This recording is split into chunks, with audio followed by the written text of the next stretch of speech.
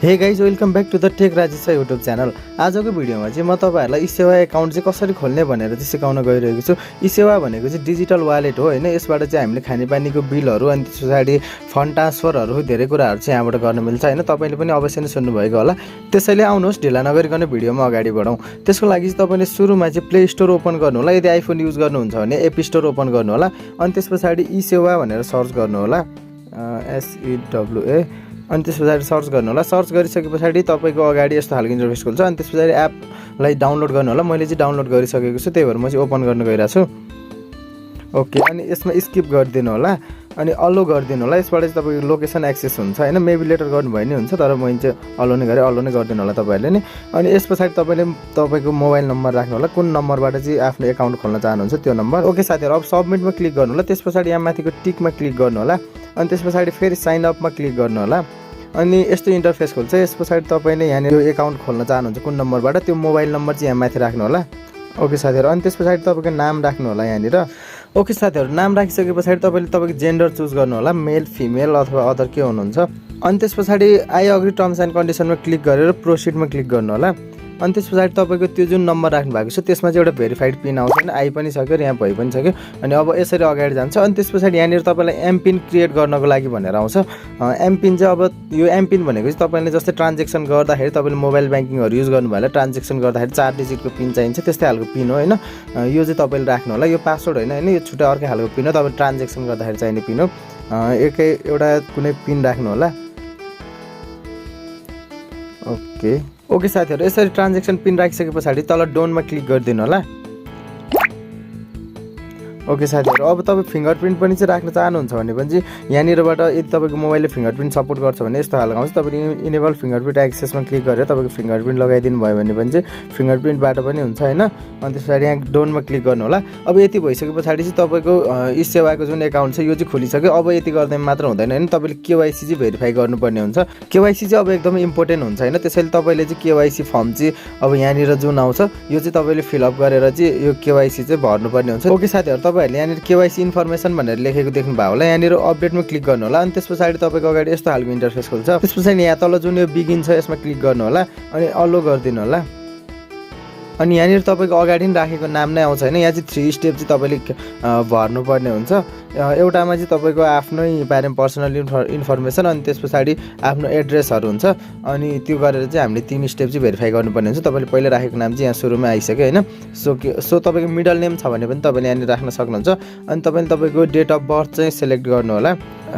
Okay साथीहरु, अब तपाईहरुले यसरी आफ्नो डेट अफ बर्थ चाहिँ भरिसकेपछि तल जेन्डरमा तपाईले अगाडि सिलेक्ट गरेको मेल नै आइसक्यो हैन। यदि तपाईको त्यतिखेर मिस्टेक भएको छ भने चाहिँ यहाँनिर चेन्ज गर्न सक्नुहुन्छ। ओके साथीहरु, अनि त्यसपछि यहाँ तल फ्यामिली इन्फर्मेसन भनेको छ हैन। यसमा चाहिँ तपाईले फादर एन्ड हस्बेन्ड नेम भनेको छ हैन। सो तपाईको फादरको नाम राखिदिनु होला। एन्ड यहाँ तल चाहिँ रहेको छ grandfathers and fathers in law name भनेको छ हैन। सो तपाईले यहाँ चाहिँ आफ्नो फादर ग्रान्डफादरको नाम चाहिँ राख्नुपर्ने हुन्छ। तपाईले थाहा छ भने त्यो पनि राखिदिनु होला। ओके साथीहरु, यति गरेर तपाईले यहाँनिर भरिसकेपछि तल तपाईको म्यारिड स्ट्याटस चाहिँ तपाईले राख्नुपर्ने हुन्छ नि। तपाई म्यारिड हुनुहुन्छ अथवा सिंगल हुनुहुन्छ यहाँनिर चुज गर्नु होला।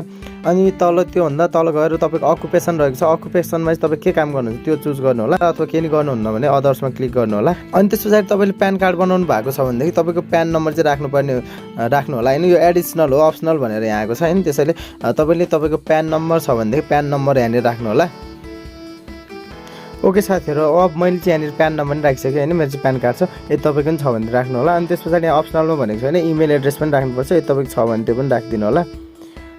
यो नराख्दा पनि हुन्छ हैन प्यान नम्बर र इमेल एड्रेस। यदि छैन भनेदेखि छ भने चाहिँ राखिदिनु होला। अनि त्यसपछि सेभ एन्ड कन्टिन्यूमा क्लिक गरिदिनु होला। अनि तपाईको एकचोटी चाहिँ यहाँनिर भएको सबै यो चाहिँ चेक गर्नको लागि भनेर देखाउँछ नि। तपाईले राखेको डिटेल्सहरु मिलेको छ कि छैन एकचोटी चेक गर्नु होला राम्रोसँग। ओके, म पनि यहाँनिर चाहिँ क्विकली चेक गर्न गइरा छु। ओके साथीहरु, मेरो चाहिँ यो सबै ठीक छ हैन। त्यसैले म चाहिँ यहाँ प्रोसिडमा क्लिक गर्न गइरा छु। ओके, अब चाहिँ म यहाँ स्टेप 2 मा चाहिँ इन्टर गर्छु। ओके साथीहरु, अब यहाँ चाहिँ तपाईले तपाईको एड्रेस राख्नुपर्ने हुन्छ। करेन्ट एड्रेसमा चाहिँ तपाईले कहाँनिर हुनुहुन्छ त्यहाँनिर सिलेक्ट गर्नु होला हैन।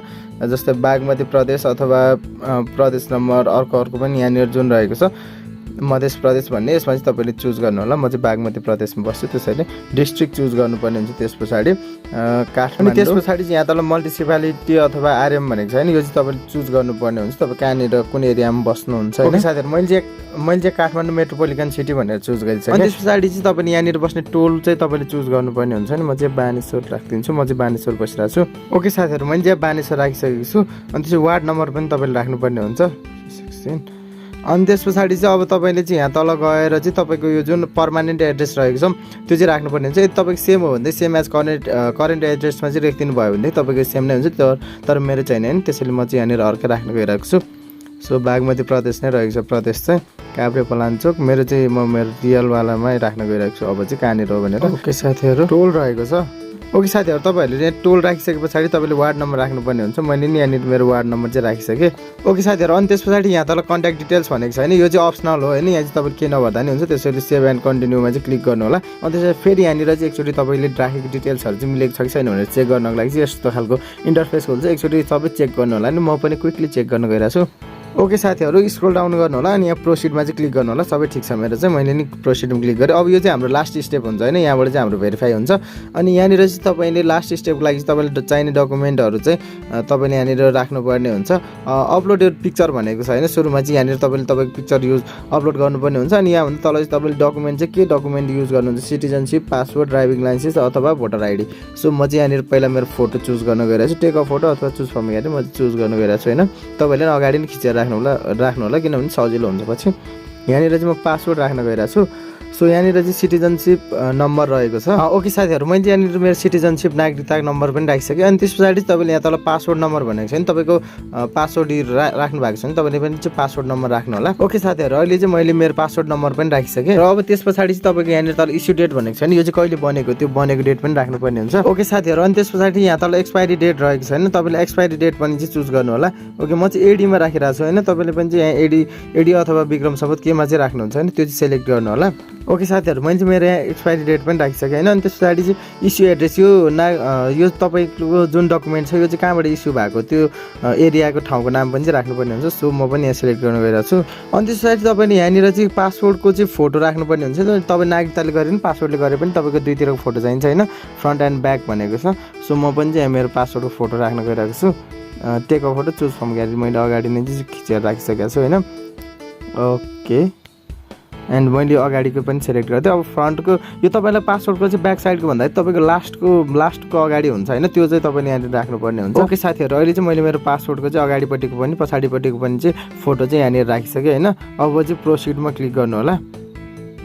अनि त्यस पछाडि तपाईँलाई एकचोटि तपाईँको यहाँनिर भएको फोटोहरू अनि त्यस डकुमेन्टहरू चाहिँ मिलेको छ कि छैन भनेर चेक गर्नु लागि चाहिँ यस्तो देखाउँछ होइन। तपाईँले चाहिँ यहाँनिर हेर्नु होला सबै मिलेको छ कि छैन, एकचोटि चेक गर्नु होला होइन, अगाडि सब्मिट गर्नुभन्दा अगाडि। ओके, म पनि चाहिँ यहाँनिर क्विकली चेक गर्न गइरहेको छु। ओके साथीहरू, मेरो चाहिँ सबै ठिक छ होइन, त्यसैले अब म सब्मिट फर भेरिफिकेसनमा क्लिक गर्न गइरहेको छु। ओके साथीहरू, अब यहाँनिर चाहिँ तपाईँले टर्म्स एन्ड कन्डिसनमा चाहिँ क्लिक गर्नुपर्ने हुन्छ। अनि त्यसपछि सबमिट फर केवाइसीमा चाहिँ क्लिक गर्नु होला। ओके साथीहरू, अब चाहिँ हाम्रो चाहिँ भेरिफाई भइरहेको छ नि, यहाँ माथि चाहिँ लोडिङ आइरहेको छ। ओके साथीहरू, अब चाहिँ हाम्रो चाहिँ सबमिट चाहिँ एकदमै डकुमेन्टहरू चाहिँ सबै चाहिँ केवाइसीको लागि चाहिँ एकदमै एप्लाई भइसक्यो होइन। अब यसलाई चाहिँ रिभ्यू हुनको लागि चाहिँ 48 आवर्स लाग्छ होइन, 48 घन्टाभित्रमा चाहिँ हाम्रो यो भइसक्छ। ओके गर्नुहोस्। ओके साथीहरू, अब तपाईँले यहाँनिर देख्न सक्नुहुन्छ नि, यहाँनिर चाहिँ पेन्डिङ भनेर आएको छ नि, यो चाहिँ अब फुल्ली अहिले नै चाहिँ हामीले युज गर्न मिल्दैन, यो चाहिँ 48 आवर्सभित्रमा चाहिँ अब हुन्छ। अनि तपाईँले क्यान्सल गर्न चाहनुहुन्छ भेरिफिकेसन भने पनि यो अवधिभित्र चाहिँ तपाईँले क्यान्सल पनि गर्न सक्नुहुन्छ। म चाहिँ क्यान्सल गर्दिनँ होइन। ओके साथीहरू, अब चाहिँ तपाईँ होम पेजमा आउनुभयो भने चाहिँ तपाईँले यस्तो देख्न सक्नुहुन्छ नि। अब यहाँनिर चाहिँ हाम्रो ब्यालेन्सहरू केही पनि छैन नि त, अहिले रिवार्ड पोइन्टहरू पनि छैन। सो यो चाहिँ अहिले सबै 0 नै छ। ओके साथीहरू, अब 48 आवर्स भइसके पछाडि पनि चाहिँ तपाईँको eSewa एकाउन्ट चाहिँ भेरिफाई भएन भने चाहिँ तपाईँले यहाँ माथि जुन यो राइट साइडमा देख्नु भएको छ 3 डट, यसमा क्लिक गर्नु होला। अनि त्यस पछाडि सेटिङमा क्लिक गरेर एबाउट असमा क्लिक गर्नुभयो भने यहाँनिर कन्ट्याक्ट अस भनेर लेखेको देख्न सक्नुहुन्छ होइन। यहाँनिर क्लिक गर्नुभयो भने चाहिँ eSewaको चाहिँ टोल फ्री नम्बरहरू देख्न सक्नुहुन्छ। यसमा क्लिक गरेर चाहिँ तपाईँले तुरुन्तै चाहिँ आफ्नो एकाउन्ट चाहिँ भेरिफाई गर्न सक्नुहुन्छ। ओके साथीहरु, अनि तपाईको एकाउन्ट भेरिफाई भइसके पछाडी चाहिँ तपाईले यहाँनिर तपाईको यो जुन मान्छेको फोटो जस्तो देख्नु भएको छ यहाँनिर चाहिँ तपाईको फोटो आउँछ नि, तपाईले फोटो अपलोड गर्नुभयो भने मैले चाहिँ अहिले अपलोड गरेको छु नि, त्यही भएर मेरो आएन। यसको मुनि चाहिँ भेरिफाइड भनेर चाहिँ लेखेर चाहिँ आउँछ। ओके साथीहरु, तपाईलाई भिडियो कस्तो लाग्यो हैन? यदि तपाईलाई भिडियो चाहिँ राम्रो लाग्यो भनेदेखि भिडियोलाई लाइक गर्नु होला र यदि च्यानलमा फर्स्ट टाइम आउनु भएको भने च्यानललाई सब्स्क्राइब गरेर सँगै रहेको बेल आइकनलाई दबाएर अल सेलेक्ट गरेर राख्नु होला, किनभने तपाईलाई सिक्नको लागि यो च्यानलमा धेरै कुराहरू छ। हस् त, धन्यवाद।